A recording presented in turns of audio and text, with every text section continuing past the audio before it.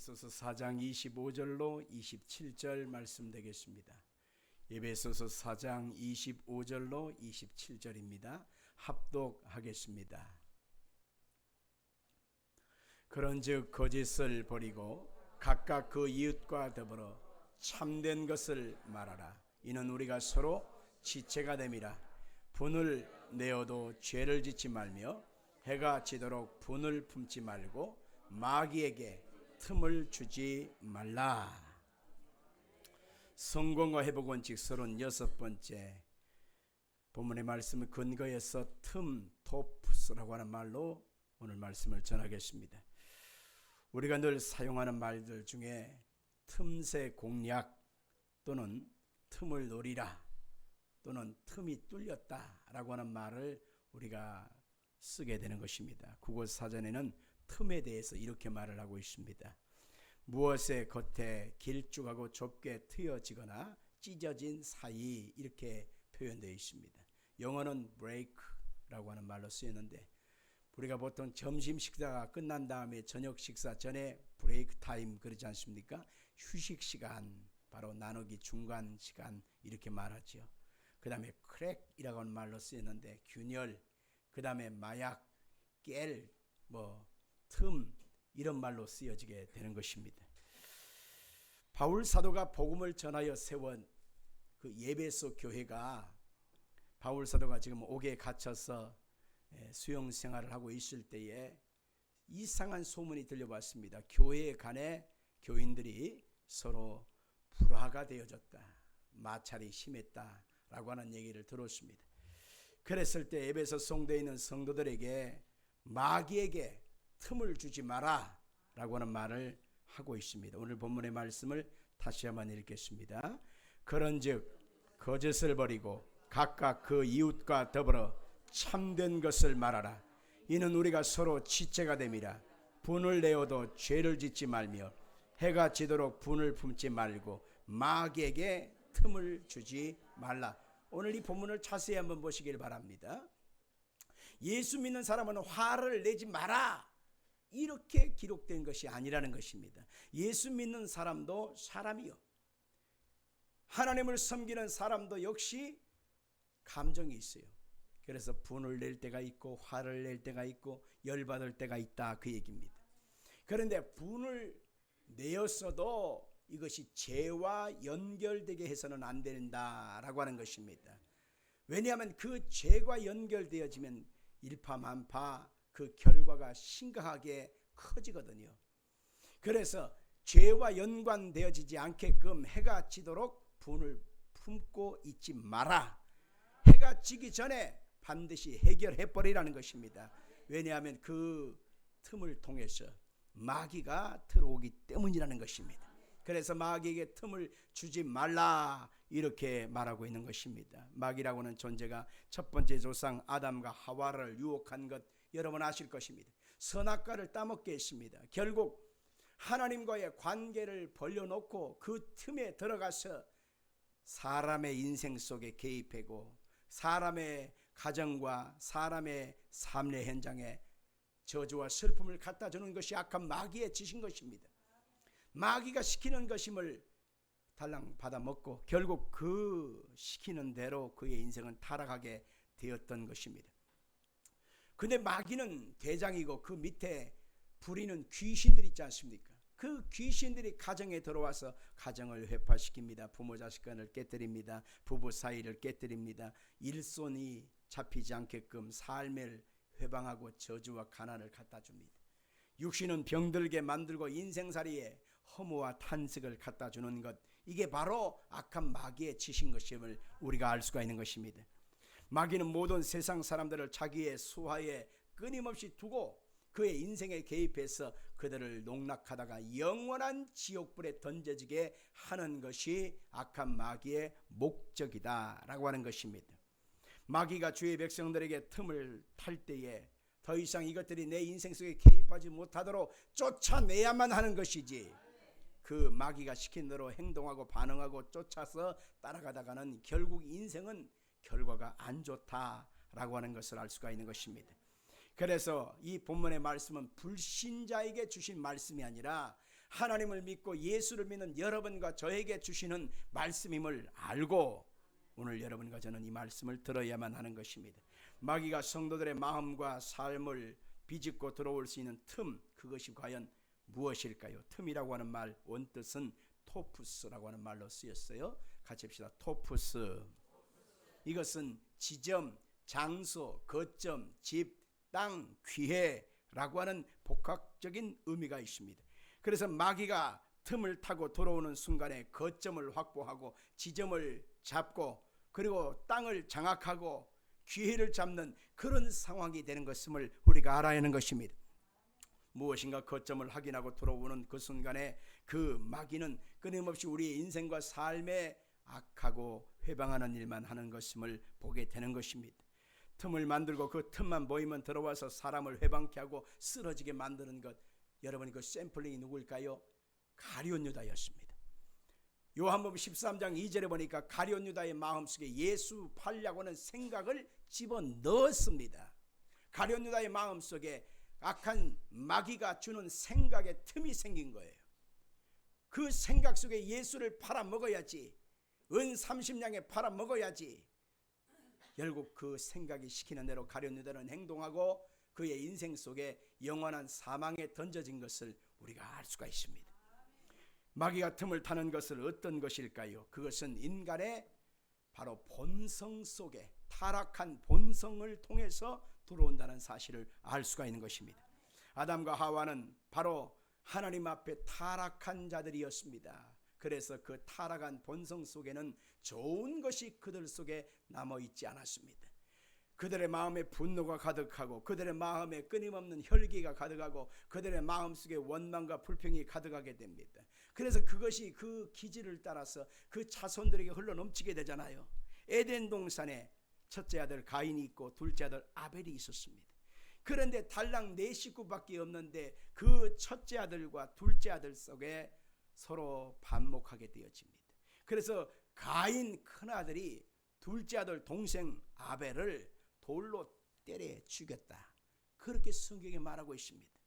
여러분, 이것이 바로 악한 마귀가 주는 결론이라는 사실을 알 수가 있는 것입니다. 우리의 마음속에 아담의 원죄를 이어받은 기질이 우리 속에 있습니다. 그래서 예수를 믿고 우리가 하나님의 자녀가 되었지만 육체가 있는 한 이 기질이 계속 우리 몸속에 붙어 다닌다는 사실을 알 수 있습니다. 예수를 믿고 하나님의 자녀가 되는 그 이름이 생명책에 기록되어지는 역사가 있지만 우리 몸속에는 36.5도라고 하는 온도가 흐르잖아요. 심장이 뛰잖아요. 그리고 피가 있지 않습니까? 우리 아버지의 피와 나의 피가 같기 때문에 내가 여기 있는 것입니다. 아버지의 기질이 내 기질로 이어진다는 사실을 알아야 하는 것입니다. 그래서 사람의 마음속에 재물에 대한 탐심의 기질이 있고, 어떤 사람은 자아가 강한 기질이 있고, 어떤 사람은 남을 무시하는 기질도 있고, 어떤 사람은 쉽게 현혹되는 기질도 있고, 어떤 사람은 육신의 정욕에 약한 기질도 있고, 어떤 사람은 거짓말에 약한 기질이 있고, 어떤 사람은 영적인 미혹에 이끌리는 사람이 있고, 어떤 사람은 질투심이 유발되는 사람의 기질이 있고, 시기심이 강한 사람, 근심과 염려를 달고 다니는 사람, 어떤 사람은 원망과 불평을 늘 달고 다니는 기질이 있습니다. 어떤 사람은 걱정과 염려에 꽉 잡혀서 항상 심장이 벌렁거리는 그런 기질도 있다라고 하는 것입니다. 사람들은 이것이 어디서부터 왔는지도 모른 채 그냥 타고난 나의 천성이거니 하면서 기질이 시키는 대로 행동에 옮기고 인생길을 살아간다라고 하는 것입니다. 아담과 하와가 우리 속에 물려준 이 기질은 타락한 본성이라고 하는 사실을 알 수 있습니다. 그래서 누구보다도 사탄이 그걸 너무너무 잘 알고 있습니다. 저 사람 기질은 저런 기질이 있어. 저 사람 속에는 저런 기질이 있어. 저 사람 속에는 저런 것이 있어. 나는 알지. 누가 알아요? 사탄이가 안다는 것입니다.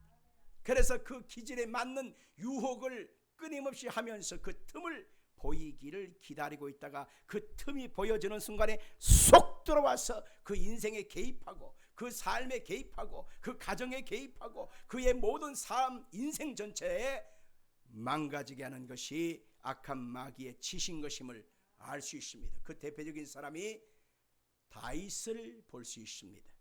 다윗은 우리가 알기를 기도의 사람이요 하나님 말씀에 순복한 성령을 기쁘시게 하는 사람이었습니다. 그런데 다윗이 어느 순간에 전쟁의 시간에 백성들과 함께 전쟁터에 가지 않고 늦지막히 늦잠 낮잠을 잡니다. 그리고 해가 저물게 되는 서늘할 때 일어나서 원기 100배 충전합니다. 아주 기운이 팽배합니다. 그러고 나서 왕궁 옥상 뜰을 이렇게 거니는데 옆집에 어떤 여자가 대낮에 마당에서 목욕하는 게 보이는 것입니다. 누구냐? 예, 당신의 부하장군 우리와 장군의 부인입니다. 데리고 와. 그래서 그 여인을 임신시키게 되었다. 어느 날 그 여자가 내 임신했어요 그러는 것입니다. 분명히 남편은 전쟁터에 가 있고 이 씨앗은 다윗의 씨거든요. 그러니까 다윗한테 통보한 겁니다. 나 임신했어요. 그러자 심각한 일이 벌어진 것을 알고, 그래서 다윗이 한 짓이 뭡니까? 남편을 불러오게 합니다. 특별 휴가를 주는 것이죠. 그러고 나서 수고했으니 너는 부인과 함께 편안하게 며칠을 쉬다가 돌아가라. 근데 그 우리야 장군의 충정된 마음이 어떻습니까? 지금 내 동료와 부하들은 전쟁터에서 피 흘려 죽어가는데 내가 여기서 편안히 이렇게 노닥거릴 시간이 없습니다. 나는 그렇게 하지 않겠습니다. 그리고 야전 천막에서 자기 동료들과 부하들과 거기서 자는 거예요. 아예 안 들어가는 것입니다. 그러자 이 일이 무산됐구나. 그 남편을 어떻게 할까? 이렇게 해야지. 그래서 편지를 써서 그의 상관인 요압 장군한테 편지를 써서 이 사람이 전쟁터에 복제하던 가장 치열한 현장에 보내서 화살 맞아 죽여버리라. 그래서 고의적으로 그 남편을 죽여버린 것입니다. 그리고 그 모든 사실이 다 덮어지고 다 모르게 되었습니다. 그러고 나서 1년이 되어졌을 때 그 우리야 장군의 부인이었던 그 여자가 아기를 낳잖아요. 그러니까 아이고야 아들입니다. 그래. 그리고 그 여자를 데려다가 자기 왕궁에다가 데려다 살고 있었습니다. 근데 어느 날 선지자가 찾아왔습니다. 나단이라고 하는 선지자인데, 왕이여 이런 나쁜 놈을 보았습니다. 무슨 소리요? 예, 자기 집에는 엄청나게 많은 그러한 양들이 있는 부잣집 사람인데 어느 날 손님이 왔어요. 그래서 양 한 마리를 요리를 해서 대접을 하고 싶은데 자기 양 중에서 하나를 잡으려니까 아까워요. 그래서 옆집에 보니까 양 한 마리 데리고서 아주 뽀뽀하고 안아주고 그냥 사랑하고 예뻐하는 그런 양 한 마리 기르는 가난한 농부가 있습니다. 그래서 그 양 한 마리를 뺏어다가 손님 대접했답니다. 그러니까 왕이 들을 때 너무 기가 차잖아요. 그런 나쁜 놈이 어딨냐? 그놈 잡아봐! 그러니까 선지자가 갑자기 눈을 둥그렇게 뜨는 거예요. 그러고 나서 누굽니까? 왕 당신입니다.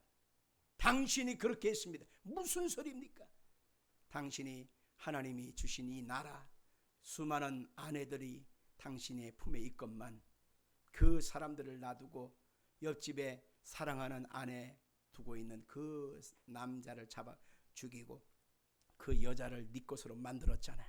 네가 바로 그놈이야. 그러자 다윗이 발각된 것을 알고 그리고 회개하고 눈물이 젖도록 하나님 앞에 울었다고 하는 기록이 성경에 있지 않습니까? 여기서 우리가 꼭 기억해야 되는 다윗의 기질적인 타락의 요소가 뭐냐? 마귀가 틈을 타는 요소가 뭐냐? 음란이 그 속에 있었다는 것입니다. 음란은 그 속이 바로 사탄이 들어오는 통로가 되었다는 것입니다. 나중에 다윗이 늙음하게 인구조사한 사건을 통해서 하나님은 그가 범죄했다고 말하고 있는 것입니다. 그가 나중에 자기가 이룬 통일 이 유다를 보면서 엄청난 국경, 엄청난 나라, 국력을 보면서 내가 이룬 일이 얼만큼 되겠는가 하고서 인구조사를 시켰는데 부하장군 요압이 그렇습니다. 왕이여 하나님이 기뻐하지 않습니다. 이것은 왕의 힘으로 된 것이 아니라 하나님이 한 것이니까 교만 떨지 마십시오. 뭔 소리야? 인구조사를 저 북쪽에서부터 남쪽까지 다 지파별로 해갖고 얼만큼 됐는지 국력을 나한테 결론을 얘기해 줘. 결국 했지 않습니까? 그래서 결국 그것 때문에 백성들 수만 명이 죽임을 당하는 일이 성경에 기록되고 있는 것입니다. 왜? 다윗은 지금 무슨 기질이 발휘됐는가? 교만이 그 속에 기질로 발휘됐어요. 그래서 그것 때문에 애꿎은 백성들만 수만 명이 죽임을 당하는 그런 일이 있었다고 성경은 말하고 있는 것입니다. 사람 속에는요 몰라요. 감추어져 있는 그 사람만의 독특한 기질이 있는데 그 기질 속에 악한 영들이 틈을 탄다는 사실을 알 수 있습니다. 히스기야도 역시 마찬가지였습니다. 히스기야도요 기도의 사람, 눈물의 사람, 하나님의 말씀대로 부르짖고 간구했던 사람, 15년간 목숨이 연장받은 사람, 우리가 좋은 이미지를 갖고 있지만은 15년 목숨이 연장받은 다음에 히스기야가 어떻게 했는 것을 여러분 알고 생각해 보셔야 하는 것입니다.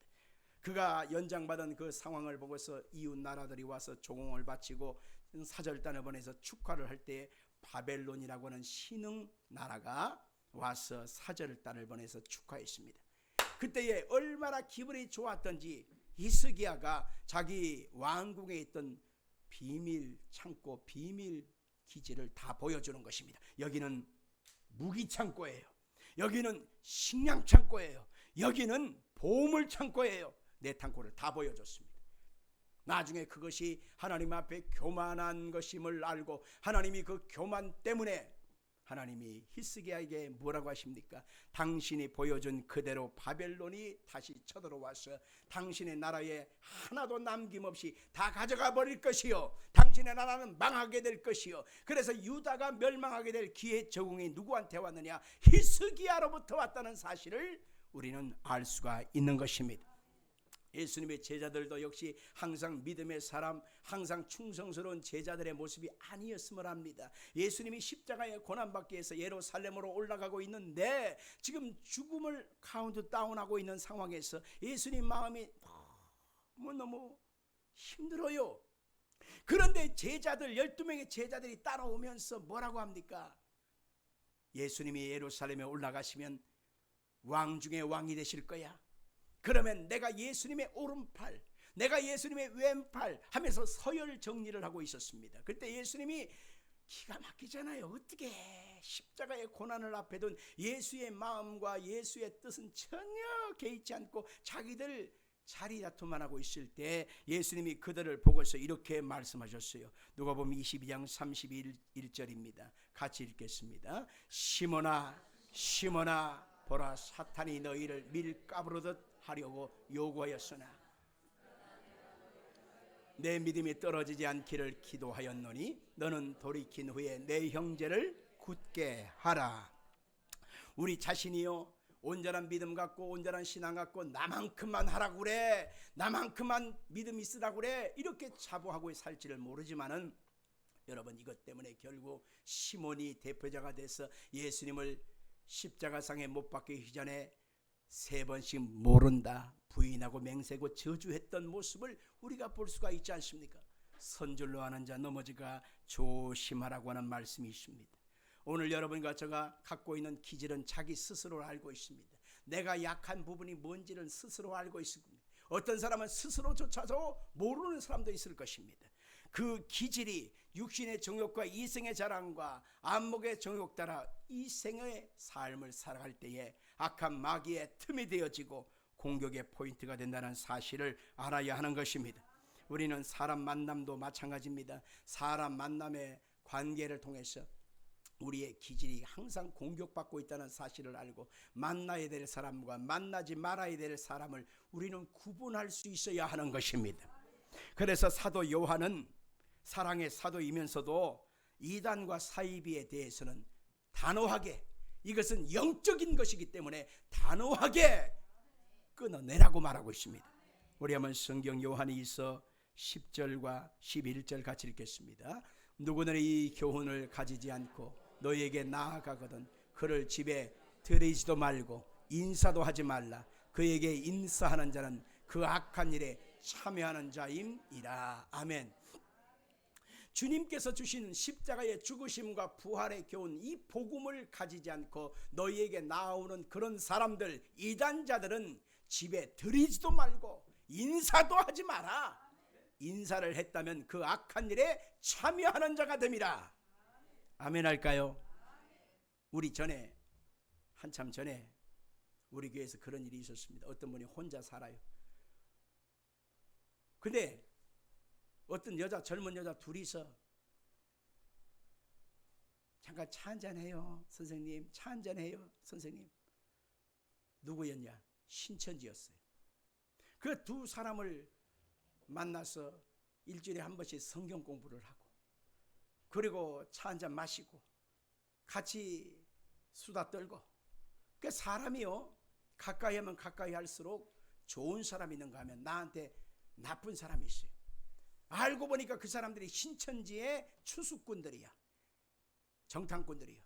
그래서 그 사람이 거기에 잡혀 들어가서 결국 거기에 푹 빠져가지고 나중에 빠져나오기도 힘들 정도로 완전히 골수 분자가 되어가지고 막 헤매고 있다가 겨우겨우 빼는 사건이 있었습니다. 성도 여러분들, 바울 사도도 또한 똑같은 내용을 하고 있는데 우리 한번 읽어볼까요? 디도서 3장 10절의 말씀입니다. 시작.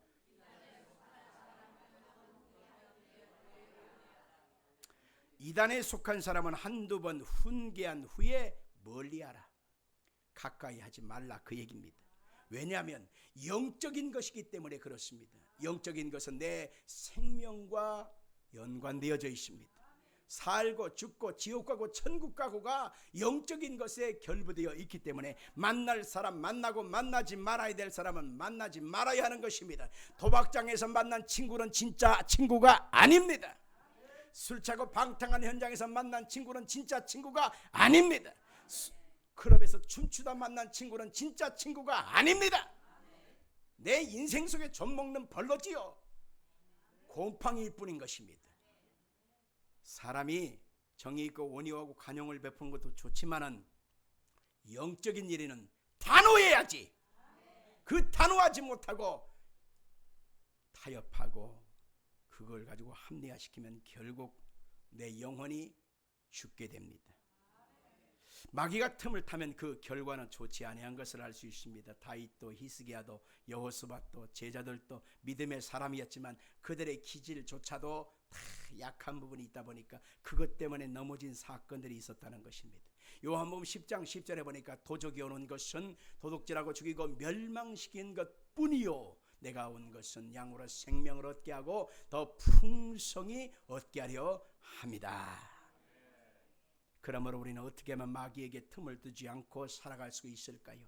마귀에게 틈을 주지 않고 살아가고 승리하려면 몇 가지가 필요한데요, 여러분 꼭 기억하셨으면 좋겠습니다.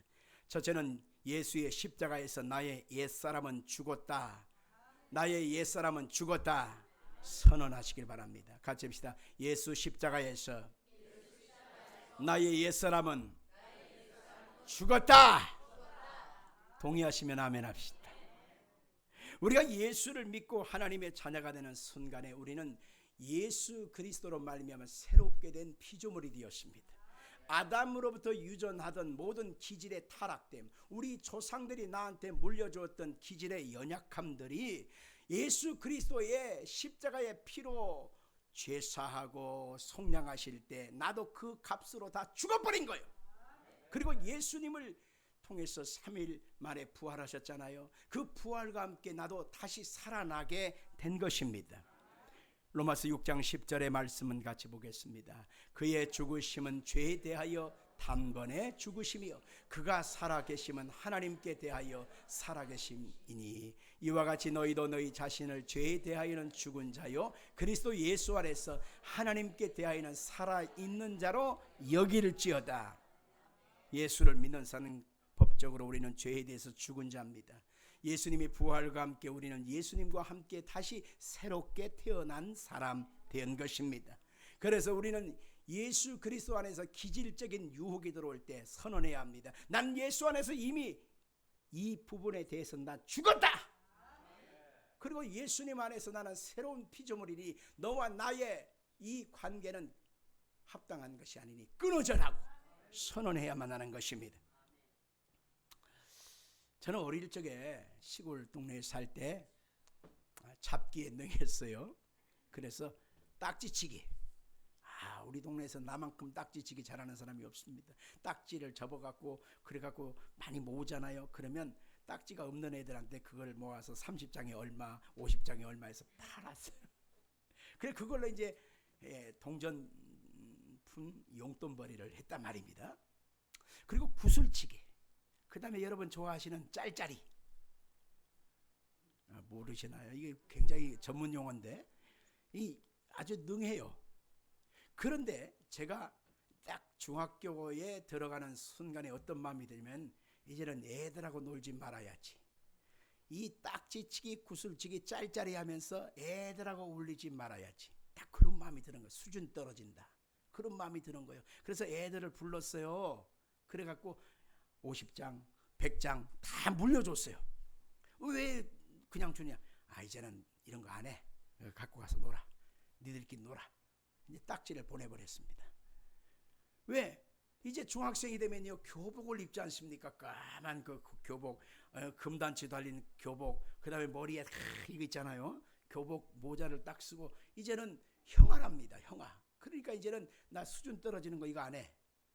그래서 서울로 전학 온 다음에 제가 이제 새로운 수준이 있는 것을 도전했는데 그게 오락 게임. 수준 떨어지는 것에서 수준 있는 것으로 올라가는 것이 겨우겨우 오락 게임을 했단 말입니다. 그러나 이것이 계속된 것이 아니고 예수를 믿고 나서 내 안에 하나님의 자녀가 되어지고 예수에 대한 깊은 은혜와 하나님의 지식을 다 가져오는 순간에 이게 너무 수준 없는 거예요. 너무 허무한 거예요. 쓸데없는 거예요. 그래서 성령의 은혜를 입고 나서부터는 그 오락 게임까지도 다 끊어버립니다. 이제는 그런 거 허락해도 안 해. 시간 낭비야. 가끔 버스를 타거나 아니면 지하철을 타고 오다 보면 나이를 지극하고 저처럼 머리가 할렐루야 벗어진 아저씨들이 그 아줌마들이 앉아갖고 그 하투 놀이를 핸드폰으로 이렇게 찌적찌적 하는 걸 보면 아이고 아직도 그 수준이시군요. 이런 생각이 들어요. 뭐 게임 이름은 모르겠습니다. 뭐 이렇게 오르락내리락하고 뭐 맞추고 어쩌고저쩌고 하는데 아유 그 수준이시군요. 이런 생각이 들어요. 고상한 것이 그 속에 들어가지 아니하니까 고상하지 않는 수준 떨어지는 것을 아직도 붙잡고 사는 것입니다. 우리가 예수를 내 마음속에 구주로 영접한 순간에 수준 떨어지는 것, 별것 아닌 것, 허무한 것, 유치한 것 이제는 끊어버려야 하는 것입니다. 교만한 성품아 나는 예수 안에서 죽었다. 나는 너와 상관없으니 물러갈지어다. 육신의 정욕아 나는 예수 안에서 죽었다. 이제는 너와 나와 상관이 없으니 물러갈지어다. 끊임없이 부정하고 더러운 것을 추구하는 마음들, 나는 예수 안에서 거룩한 하나님의 자녀가 되었으니 너는 나와 상관이 없어 물러갈지어다. 쫓아버리고 우리가 매 순간마다 예수 그리스도의 이름을 선포하는 믿음의 삶을 살아야만 하는 것입니다. 두 번째로 우리는 틈을 보이지 않게 해서는 어떻게 하냐? 기도가 끊어져서는 안 되는 것입니다. 같이 합시다. 기도가 끊어지지 않게 합시다. 마가복음 9장 29절 같이 읽어보겠습니다. 기도 외에 다른 곳으로는 이런 종류가 나갈 수 없느니라. 마태복음 26장 40절 너희가 나와 함께 한 시간도 이렇게 깨어 있을 수 없더냐. 시험에 들지 않게 깨어 기도하라. 아멘. 여러분들 저는요 이 기도라고 하는 것은 우리가 무엇을 얻고자 하나님 앞에 간구하는 수단인데요. 실상은 이 기도가 하나님과 나와의 연결고리잖아요. 근데 이 기도에는 능력이 나타나서 이 기도가 결국 나 자신을 지키게 하는 그러한 능력이 되고 권능이 되는 것을 알 수 있습니다. 그래서 기도를 멈춰버리면 나 자신이 이상하게 마음이 느슨해져요. 나 자신이 끊임없이 세상의 유혹이나 세상살이의 모든 관건이 내 속에 끊임없이 흔들게 될 때 타협하게 되어져요. 근데 내가 기도하면서 신앙의 긴장을 가지고 믿음의 긴장을 가지고 내가 살아가게 되면 분별할 수 있게 됩니다. 이건 아니지. 이건 하나님 뜻이 아니야. 하나님이 무엇을 기뻐해? 라고 하는 분별력을 가지고 선택할 수 있게 된단 말입니다. 누가복음 21장 34절 이하를 같이 보겠습니다. 너희는 스스로 조심하라. 그렇지 않으면 방탕함과 술 취함과 생활의 염려로 마음이 둔하여지고 뜻밖의 그날이 덫과 같이 너희에게 임하리라. 이러므로 너희는 장차 올 이 모든 일을 능히 피하고 인자 앞에 서도록 항상 기도하며 깨어있으라 하시니라. 아멘. 예수님께서 오실 날이 심히 가까워졌다. 재림의 날짜를 어떤 사람들은 자꾸 얘기하고 자꾸 긴박한 얘기를 하고 있습니다. 그러나 예수 오시는 것은 분명히 오시지만 날짜까지 알 필요가 있어요, 없어요? 없어요. 왜?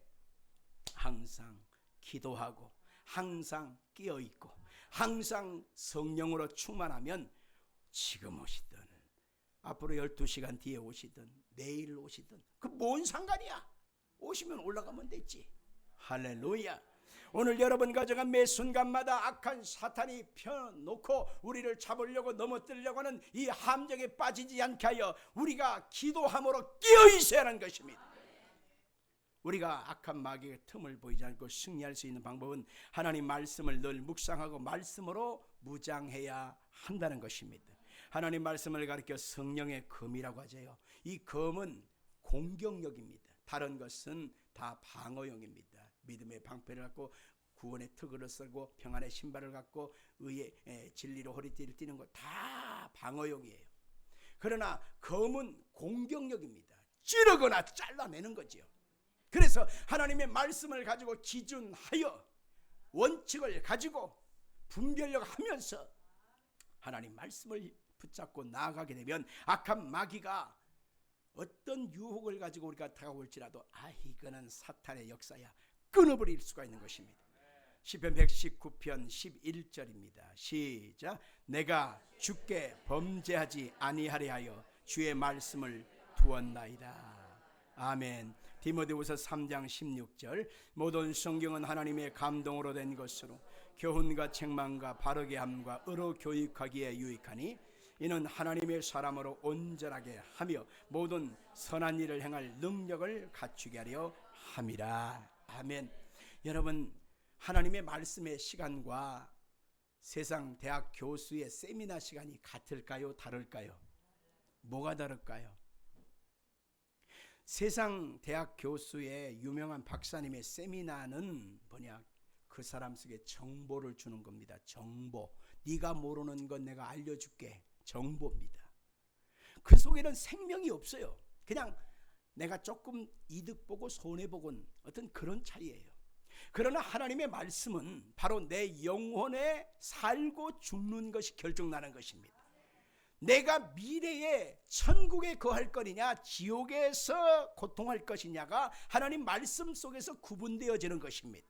악한 마귀에 공격당하면서 완전히 종처럼 살아갈 것이냐 아니면 악한 마귀를 대적하고 물리칠 수 있느냐, 이 모든 분별력이 어디서 나오느냐? 하나님 말씀에서 나오는 것입니다. 하나님의 말씀을 받는 것은 세상 뉴스나 정보를 받는 것과는 차원이 다르지요. 그것은 세상에 속한 거요, 육에 속한 거고 정보에 조금을 얻는 약간의 유익의 차원이지 그것이 하나님 말씀이 아닙니다. 수도 없는 세상의 정보들이 쏟아지는데 사람들은 그것 들으면 힐링된 것 같아요. 여러분, 너무너무 어리석은 것입니다. 그 잠깐의 정보가 자기 자신에게 조금 지식은 더할 뿐인데 그것이 내 영혼의 구원이 있느냐? 없는 것입니다. 하나님의 말씀이 육신이 되어 우리 가운데 임하신 분 예수 그리스도가 말씀 속에서 우리 가운데 임하여 주시기 때문에 하나님의 말씀을 주야로 묵상하는 것입니다. 공예배를 통해서 우리가 주의 말씀을 먹게 되는 것입니다. 하나님의 은혜의 말씀을 내 영혼에 채우게 되면 그 속에서 내 영혼이 흔들리고 요동하지 않게 되는 것입니다. 그래서 가정에서 자녀들과 함께 하나님의 말씀을 그냥 교독하면서 읽어도 유익하게 되어지고 각 개인이 하나님 말씀을 받고 믿음으로 아멘 하면서 하루를 출발할 때 여러분 그 하루는 복된 하루가 될 것입니다. 우리가 악한 마귀의 틈을 이기고 승리할 수 있는 비결은 바로 뭐냐? 그것은 마귀와 귀신을 향하여 직접적으로 대적 명령을 해야 하는 것입니다. 악한 마귀야 내게서 떠나갈지어다. 야고보 선생은 우리 가운데 알려주기를 마귀를 대적하라 그리하면 너희를 피하리라 그렇게 말하고 있는 것입니다. 악한 마귀의 그 역사를 여러분 보면서도 그대로 놔둔다면 그것은 새끼를 치는 것입니다. 영적인 논리를 알아야 되는데, 자, 쥐새끼가 왔다 갔다 합니다. 잡아야 돼요, 놔둬야 돼요? 반드시 잡아야 합니다. 요즘 고양이들은요 쥐를 안 잡습니다. 이상하게 안 잡아요. 왜냐? 먹을 것이 많으니까 안 잡아요. 그냥 데리고만 놀고 그냥 가만 놔둬요. 그러니까 고양이 믿을 게 못 돼. 일단은 쥐덫을 사든 끈끈이를 사든 무조건 쥐를 잡아야 돼. 아니면 왜 안 잡아야 되느냐면 쥐를 따라오는 것들이 있어요. 긴 거, 뱀, 스낵, 이것들이 쫓아와요. 뱀을 삼켜서 먹으려고. 그러니까 쥐가 있으면 반드시 뱀이 따라옵니다. 쥐구멍으로 뱀이 따라 들어갑니다. 거기서 잡아먹고 거기서 또아리를 들고 가만히 앉아있으니까 좋잖아. 그 다음에 여러분 알다시피 뱀은요 새끼를 낳아도 한 마리 두 마리 낳는 게 아닙니다. 수십 마리를 낳습니다. 수십 마리를 알을 까요. 알을. 근데 다른 새끼들은 다 예뻐요. 강아지 새끼 예쁘고 고양이 새끼도 예쁘고 어린 염소 새끼도 예쁘고 뿅아리 아이고 이쁘지. 근데 뱀 새끼는 구물구물 구들구들 꿈틀꿈틀 어때요? 이뻐요? 끔찍하지. 끔찍하지. 근데 애들은요 금방 자라요. 뱀은 금방 어른뱀이 돼요. 그래서 그것들이 또 새끼를 까고 뱀 소굴이 되는 것입니다. 여러분 이게 뭔 소리인지 성경에 나와요. 자, 마태복음 12장에 보니까 한 사람에서 귀신이 나갔다가 그 속에 예수가 없기 때문에 귀신이 다시 들어왔죠. 혼자만 들어왔어요? 또 데리고 들어왔어요? 7마리를 데리고 들어와서 그 안이 그 사람의 나중 형편이 전보다 더 심하게 되니라 그렇게 말하고 있습니다. 여러분들 이것이 바로 영적 원리라고 하는 사실을 알아야 합니다. 악한 마귀의 역사가 내 인생과 내 삶, 내 가정, 가문에 역사하지 못하기를 원한다면 우리는 틈을 막아야 하는 것입니다. 악한 마귀를 향하여 떠나갈지어다 라고 명령하고 악한 마귀가 좋아하는 것들을 끊어야 하는 것입니다. 범죄한 경우는 어떻게 해야 되느냐? 빨리 회개해야 한다라고 하는 것입니다. 같이 합시다. 범죄했다면 빨리 회개합시다. 마귀가 틈을 잡고 있으면 그 사람은 끊임없이 악한 영들에게 이제는 표적 대상이 되었다는 것입니다. 그렇기 때문에 더 길어지기 전에 아까 말한 바울 사도가 에베소 성도를 향하여 해가 지기 전에 이 분을 냈다면 해가 지기 전에 풀어라 그렇게 말하고 있습니다. 길지 않게 빨리 끝내라는 것입니다. 아멘 합시다. 기도가 막힙니다. 관계가 막힙니다. 웃음이 끊어집니다. 감사가 끊어집니다. 평안이 끊어집니다. 잠도 못 잡니다. 밥맛이 떨어집니다. 일손이 그냥 일이 손에 안 잡혀요.